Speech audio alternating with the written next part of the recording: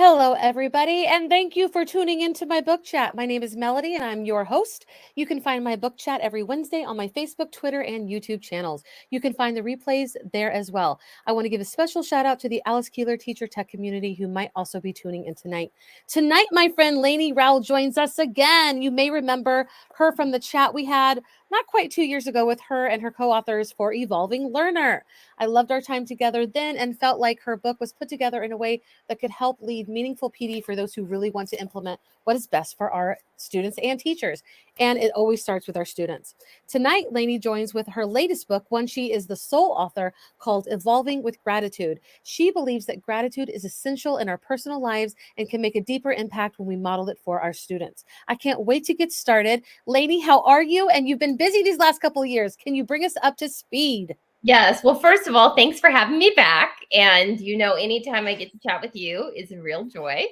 So let's see, the past couple of years, well, lots been going on. I think we could all agree on that. The last time I was here talking about Evolving Learner, and that was just such a big journey writing that book. And then, as we talked about, that book launched on March 13th of 2020. And that Was it your first or second when we met? Was it the first anniversary or birthday? Maybe it was the first anniversary. Yeah. Maybe it was celebrating the 1-year birthday of that. Yeah. Yes. It came out in March of 2020. I don't think we were doing it then. But yeah, since then, I've just been on quite the journey. I have been learning out loud more than I ever have in my life. And I've been making new connections and writing way more than I ever have. I mean, I spent a lot of time writing Evolving Learner, but articles and doing a lot of podcasts and things like that. So it's just been, I think Evolving Learner was such a, passion project and so much time and curating and polishing. And then when the world shut down, I was kind of just like, I'm going to start putting out more stuff more often and not worry about it being perfect before I put it out into the world. And so that's kind of why I started writing more articles and being on podcasts and just trying to learn and share with all of you amazing people. Yeah, because you have your own, like you were doing Lemonade Learning. Are you still doing Lemonade Learning? We are on hiatus, and as soon as Bree and I can line up our schedules, we will try and bring that back, but we're on hiatus for that one. And then I did start as a companion to the book, an Evolving with Gratitude podcast. Yes. You have told me you will be on. Yes, I will be on one of these days. Commitment device right there. Just make people say it in person or on a broadcast. Yes, I will do it. I would be honored to be on your podcast. And I'm going to find the link to your podcast in just a second when you answer this next question. Because I really did enjoy both of your books. I enjoy your books because they're fast reads. They're not hard. You yourself have to be like, when you read your Lainie Rowell books, as a person that's reading them, it gets you curious. So you have to also do some work on your own. You can't just like take Lainie's work or whoever your co-author's work and just, you have to, it makes you want to dig a little deeper. So I really appreciate that. So I'm curious though, because you did have 2 co-authors with Evolving Learner. So how was the author experience different from Evolving Learner to Evolving with Gratitude? Yeah, I mean, it was really, really different. And I'm so grateful to Christy Andre and Lauren Steinman, like amazing educators. They Love are. Them. They really are. And what they put into Evolving Learner made that book so much better. The 3 of us came together. And, there's different ways to write a book when there's multiple authors. And it's so funny because I didn't put a lot of thought into the different ways you could do that. Prior to Evolving Learner, we just kind of, we brainstormed the table of contents, we all did pieces, and then we kind of wove them together and kind of gave it one voice. And so this time you'll hear more of my voice in it because I'm not, I'm making the dorky little jokes and I'm not, editing them out. I'm just like, I'm a nerd. I leave the nerdy jokes in, haha. And like, it's just, I think you'll hear we're talking now, you'll hear more of that in the book. And so in Evolving with Gratitude. So I loved both experiences. I learned a ton in both.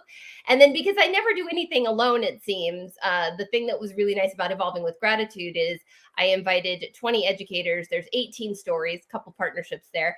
where they wrote about their specific experiences with gratitude. And so that was like really beautiful for me, because I think if any of my work that you'll come across, I think you'll find that I'm always a proponent of there's not one way to do it. And Mm-hmm. so writing a book on gratitude, which is something really personal, it couldn't just be, and here's how Lainie would do it. It needed to have a lot of other voices. So you'll get me. And then Mm-hmm. don't worry, you won't have to overdose on me, because I'm going to bring other voices in the book, and you'll get to hear them. And that's why I'm so excited about the podcast and getting you on there.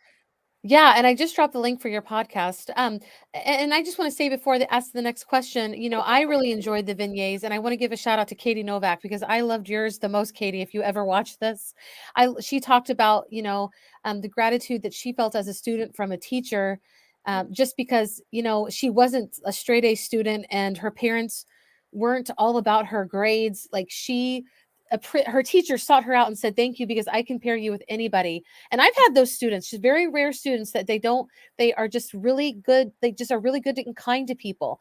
And so that was really great. I want to give a special shout out to her.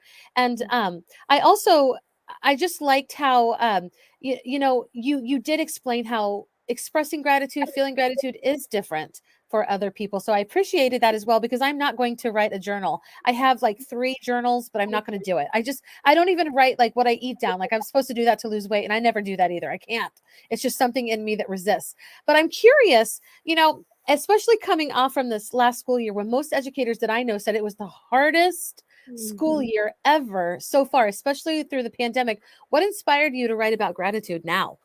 So I will tell you that if I had not felt completely compelled to write this book, I would not have, because there was no part of me that was like, I think everyone in the world will be super excited to talk about gratitude right now. Like that was not. It was really just It's like this. the opposite. I know, right? That's so kind of silly when I say it out loud, but it's like what it was is that what gratitude did for me through the pandemic is what compelled me to write it, in hopes that someone would pick up the book and be open to it, and that it would help them in the way that it honestly changed my life. And so, I mean, I can give you a little more of the background. Like, obviously we talked about Evolving Learner coming out in March of 2020, and that was really, I'll be honest, hard on so many levels, because I had poured my heart into it and I just really wanted it to do really, really well. And it did well, but it didn't get the fanfare that a normal book launch would get, because the world was shutting down and there were Right. bigger and more important things. And I give myself permission to grieve that wasn't the launch that I wanted,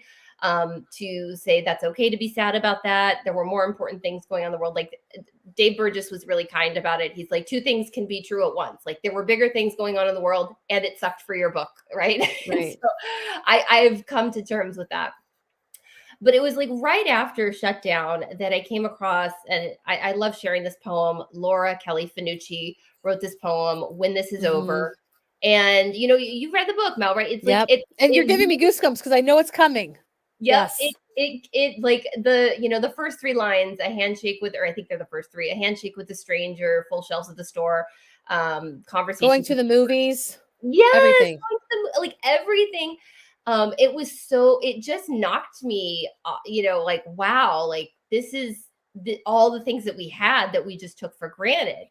And it gave me the perspective of like, but now pay attention to, even when this world is shutting down, what you still have and all the things that you could be grateful for. I had enough, my family and I were healthy. We were together. We had enough food to eat. We had enough paper towels. Like we were struggling in different ways, but we actually had so much. And so there Right. was a lot to be grateful for. And the other thing that really inspired me was, like February of 21, George Couros invited me to write a chapter on Because of a Teacher. And I wrote about Monique, who was a principal who absolutely changed my journey, changed my path for the better. And it was this like open public letter of appreciation, and it brought me so much joy. And it just was like another reminder of how this can just nurture relationships, improve well-being. Like it does these things, and it's contagious. And so I really wanted to keep going with this. I wrote an Edutopia article on gratitude. And I always say, you can actually look at the analytics. There's a little bit of data you can see to see how popular an article is. and it wasn't my most popular article, but it was the one where people would direct message me and go, oh my gosh, gratitude changes lives. Like people were having such a profound reaction to it that kind of caught my attention. And then Steph Rothstein, we were chatting about Because of a Teacher one day, and she's like, Lainie, I think you could write a whole book about how grateful you are to have written in Because of a Teacher. And I was like, well, I don't know if I could write a whole chapter or a whole book about that, but I could write a whole book about gratitude and education. And so that was kind of the let's see what we can do here. I wrote the whole thing very, very, very, very quickly. Like, wow. And was there anything, and I know I didn't tell you I was going to ask you this because it just came to my mind, so I'm sorry for no prep, but was there anything that really surprised you about like learning something about gratitude that you found that you learned along the way? well, and I'll give George credit on this because George Couros, Impress, Dave Burgess, they are the publisher of this. But when when they said they would publish the book, he's like, okay, well, yeah, we know that it's great for school culture, but you actually have to make a direct connection to improving learning. And I was like, well, that sounds interesting. And I didn't know if I could do it. And then I looked into the work of Sean Aker, and even just looking at the neuroscience, it actually does make a difference for activating learning. And so that was pretty fun too. So I was like, Well, that naturally goes into my next question. How does gratitude impact education? yeah. So I would say it's the two things. So it's the school culture, the classroom culture, and then it's also kind of the attitude, the mindsets for learning, and the preparedness for learning. And so in the book, I share a few different things. I share kind of on the like grand scale, like a 10,000-foot view. I always go to community of inquiry, teacher presence, cognitive presence, and social presence. And when gratitude is a foundation in all of those aspects, that is when you're going to see that learning community thrive. And then even just going a little more granular and just thinking about, like, even if you look at universal design for learning, right? We know that engagement piece, that's connected to gratitude. We don't usually say the word gratitude, Right. but that, connecting to the why and the motivation and getting kids excited to learn about stuff. Now, I will say, I don't think we can get kids. I don't know that we're going to get kids necessarily excited about dividing fractions, let's say. Sorry, Keeler, I know you're on property. You're probably like, no, but maybe not every kid is going to get excited about that. But I do think that we can get every kid excited about learning and improving. And so to be grateful for learning can have a huge impact. And so For sure. Yeah, something that really made me start thinking when I was reading your book was just how deeply tied reflection and gratitude are together, because it's like you actually have to spend time reflecting to I know people, reflection doesn't necessarily come natural for a lot of people.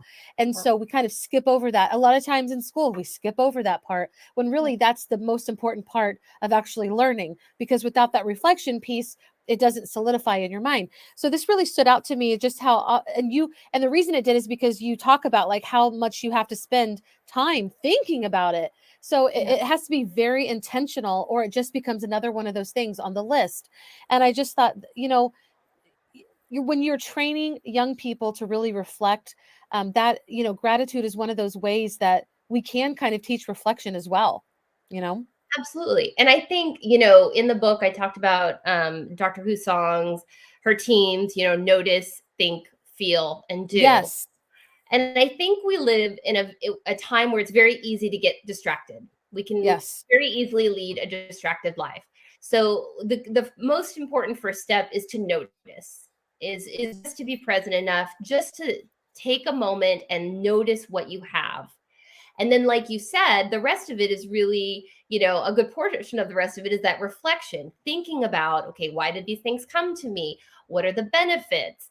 And, how does it make me feel? So notice, think, feel. And then the do is the proactive. So it's like, first be present and notice, now reflect, now go forward. What can we do? And then, going back to your gratitude impact on education, in the last part of the book where I talk about gratitude with the world, it's talking about that pro-social learning. And so, what can we do in the world to pay it forward? Like, how blessed am I? Last night I went to bed with a full tummy. Like I did not have to worry about food. There's so many things that we have in our lives. And when we ask kids to reflect on that, what are we grateful for here in our school community? And what could we do to maybe put good out into the world? I mean, it could even be about explicitly learning. We have all these tools now, like it's super easy for kids to make video tutorials. If they're grateful for learning, they could be making video tutorials to teach people in other parts of the world who don't get to go to school, either don't have the right to go to school or don't have the opportunity to go to school or don't have the resources or things like that. So we have all these like amazing things in our life, and we can put that forward to other people. So that pro-social piece, I think, is really, really fun. Yeah, and I like how you talked about like that. It started making me think about like those kids that don't go to bed with full tummies, or um, that would be. It just made me start thinking that would be really hard to teach gratitude. With like when you're in a situation where your students don't necessarily have everything that they need. And I'm sorry, that just came to my mind. What would you share with a teacher who felt like that? I would share that actually a lot of times what you'll see is some of the most grateful people are actually the people who don't have a lot. So you might be surprised. So not saying that you're going to necessarily focus on things that they don't have, but to really focus on what you do have. Again, I'll go back to my example of like it's lockdown and I'm like throwing myself a pity party about like this is not a great time for this to be happening. But taking a moment to think about all the things that I do have and Right. appreciating those is a great way. And so, I love Dr. Robert Emmons. He's like the world's leading science of gratitude expert. And one of the things that he talks about is shifting to a grateful disposition. And I talk about this in the book, right? It's like, well, you can feel grateful. You can have this, it's more of a fleeting emotion, like, oh, that was nice. And I feel grateful for it. But what you really want to try and shift to is having a grateful disposition. I am a grateful person. And when you're a grateful person, you will find things to be grateful for. That doesn't mean you ignore the bad, that you turn away from the negative. It's just that you can shift out of that negative feeling or space or whatever. It helps with resiliency. So Yeah. that's what Well, oh my God. And talking about resiliency, when you shared about your Sandy Hook experience, that also, I think that I could weep. Do you want to share? And like, that was pretty powerful. And I thought also brave of you to share. Do you want to talk a little about that? Yeah, I will say that is the one thing in the book that came very close to not being in the book. I Mhm. felt a little nervous that it might. I don't know. I didn't want anyone to think I was being opportunistic sharing that experience, but it was very powerful to me. So what happened was they were opening a school. It was a couple of years after Sandy Hook. They were opening school in the neighboring town in honor of Victoria Soto, who's one of the teachers who tragically died that day.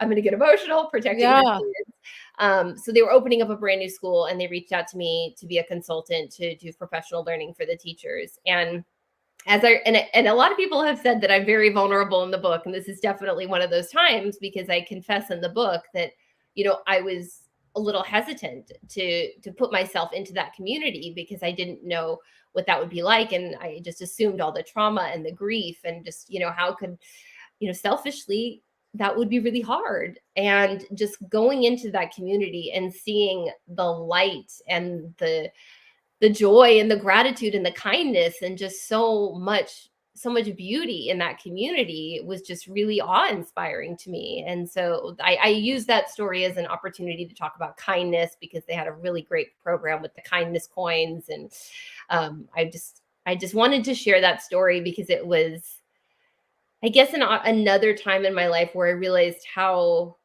bittersweet things are and how close the very best is to the very most tragic. So Right. yeah. Totally a beauty from ashes story.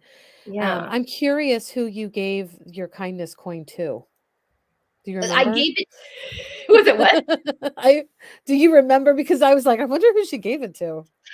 Oh, so maybe I left that out of the book. So I brought the coin back to California and Right. I gave it to a teacher, and yeah, Okay. he said thank you for doing this, and then it turned into a back and forth, the Connecticut kids and the Yes, I California love kids. that partnership. That was great. I just thought maybe that like somebody like inspired you, like, oh, here's your kindness coin. But that's a yeah, like that was a really cool story and something that I'd like to even start with my own kids.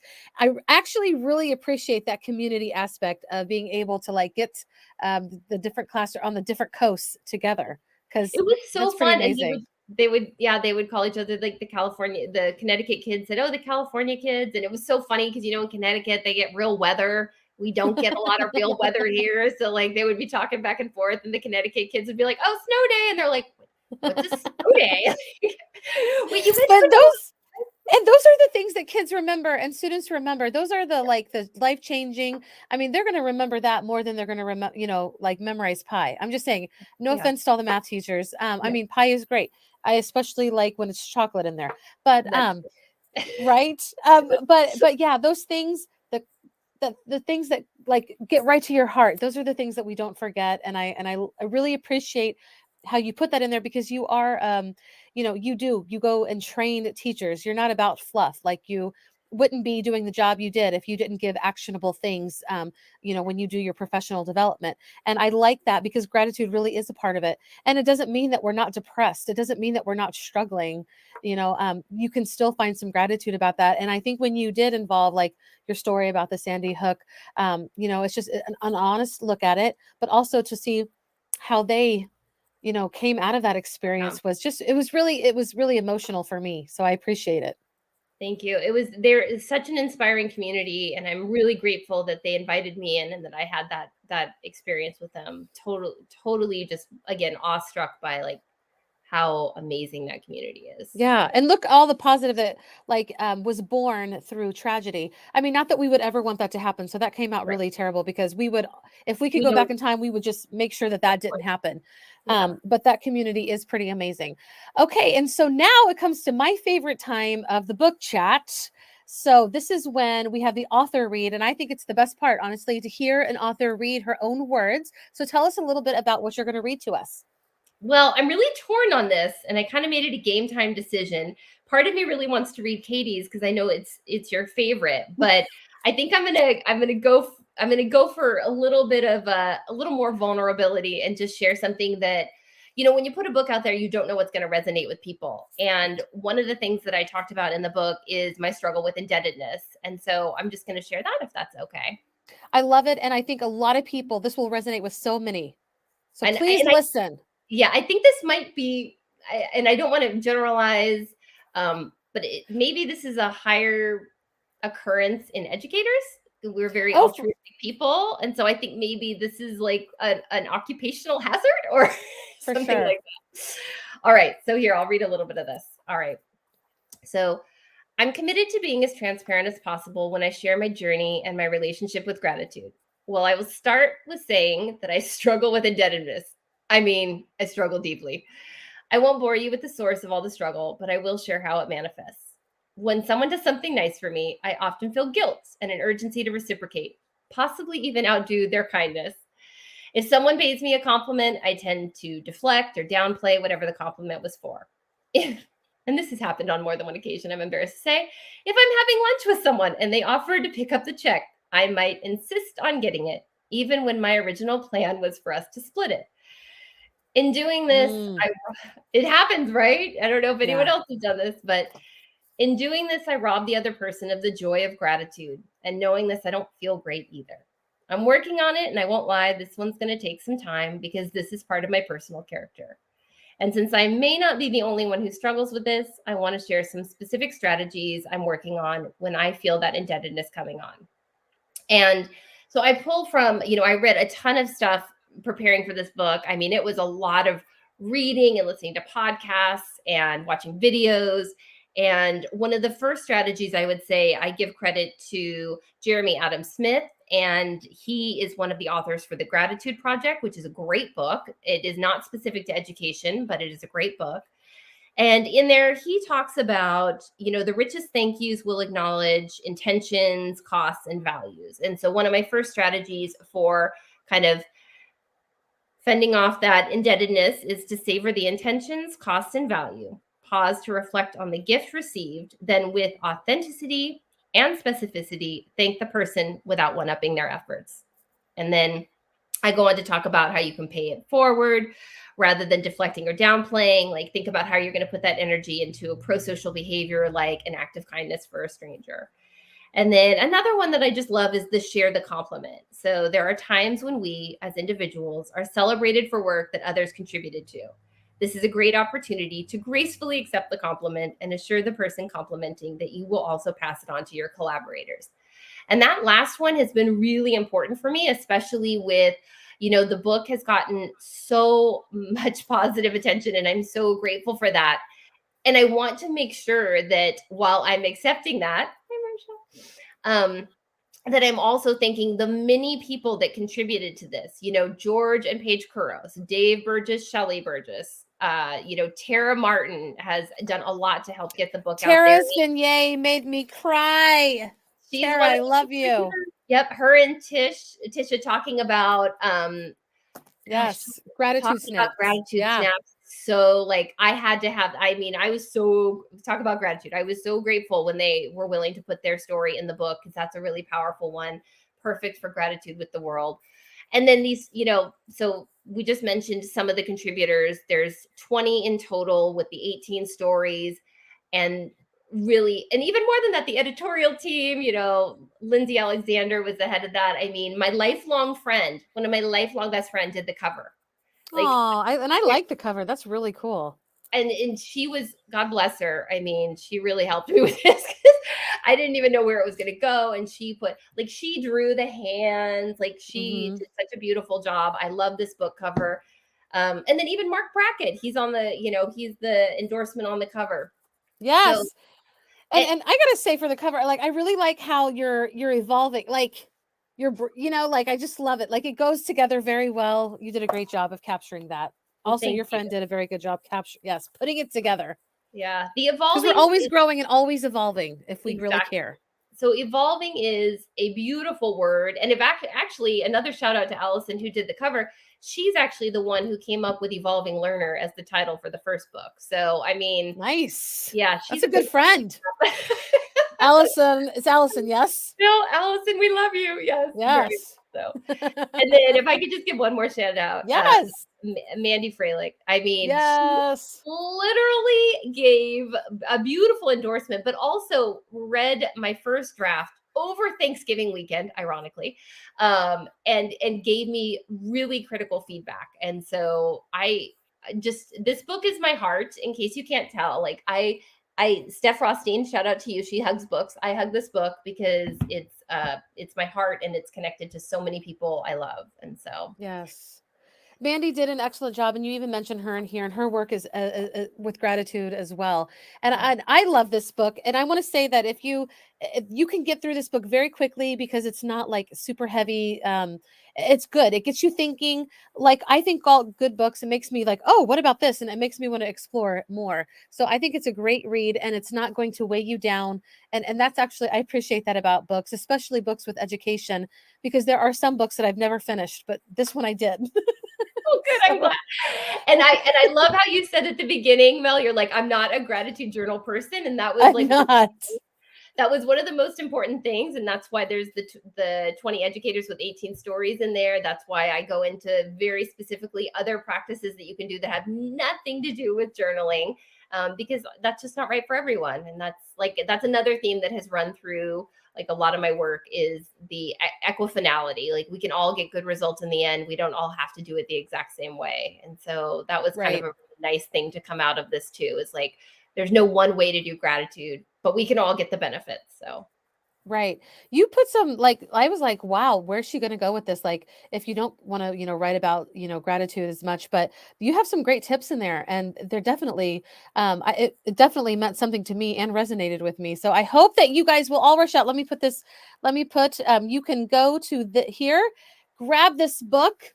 It is great. And honestly, if you have kids, I think this is good for teachers, but I also think that this is good if you care for young people in your life. So if you're a parent or a grandparent, an aunt and uncle who trying to shape your children's lives, this is a great book, not just for educators. And Yeah, just a great read. I love what you shared. The people that contributed were right on. You put a variety, because I hear the gratitude journal all the time, and I'm sorry, that's when I check out. But you Yeah. offered more than that, so I really appreciated it. And just like education, we're not just it's not standardized, and we could go all into that, but it's there's different things that fit us differently. So Well, and truly Mel, appreciate that. I want to say thank you for pointing out that it's not just for educators. And I will say, like, something that I savored. I love that word, savored. Was I took a big swing and I reached out to Dr. Robert Emmons, who I mentioned earlier. He is the world Hmm. leading expert on the science of gratitude, and asked for an endorsement. And not only did he give an endorsement, it's a beautiful endorsement. And he said a lot of what you said, which is like it's not just for, he's basically saying, what does he Let me say? read it. Can I read it, please? Oh, please, yes. All right. Praise for evolving with gratitude. The science and practice of gratitude have evolved by leaps and bounds in recent years. You and your family can also evolve with gratitude, and Lainie Rowell shows how. Informational and inspirational, the book blends the best research and practices with Lainie's own personal experiences. Lainie's transparency lends an air of honesty and humility to the wisdom she dispenses and will assist you in living joyfully, effectively, and meaningfully. She clearly and compellingly demonstrates that gratitude is the best approach to life. And this is from Robert Emmons, editor in chief of the Journal of Positive Psychology and author of Thanks, How the New Science of Gratitude Can Make You Happier. Oh, Well done. thanks for reading. I mean, I can tell you where I was sitting at my dining room table when that email came through, because I was just like, big swing. I mean, Mark Brackett was a big swing and Sean Aker was a big swing, but to have like the world's leading expert on the science of gratitude, I was just kind of like, wow, this is Yes. Well, I agree with Robert Emmons, Dr. Robert Emmons, because you do model it. You do model transparency, or I'm sorry, model gratitude. I do I'm that. I sorry. try and do the You transparency too, my You are friend. I very just transparent. Kind of goes together, but you yeah, do model it. You've always been, oh, I like that. Look at that. yes, Yes, ma'am. I'm yes. glad that you reached and dreamed and were able to get those, those big swingers because if you're watching and you're an author and this is something you're like, just do it. You just never know. Dream big. A lot of it could happen. And I would say, just to anyone looking, thinking about writing a book, like, just, you should totally do it. And what you will find is, Mel, you're an author, you're super supportive of other authors. That's why we're, doing this right now. And I've just been so blown away by how generous, and how all the author community, how everyone lifts each other up. And it's just like, I feel so honored to be in this community, and I'm doing my very best to lift other people up as well. Awesome.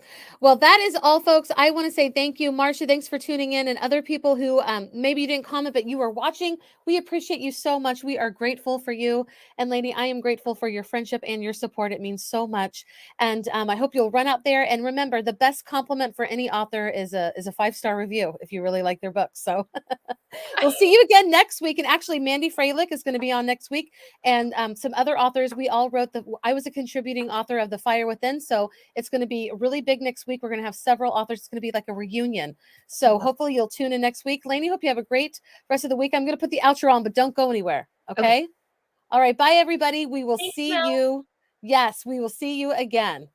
Now, if I can there's the outro.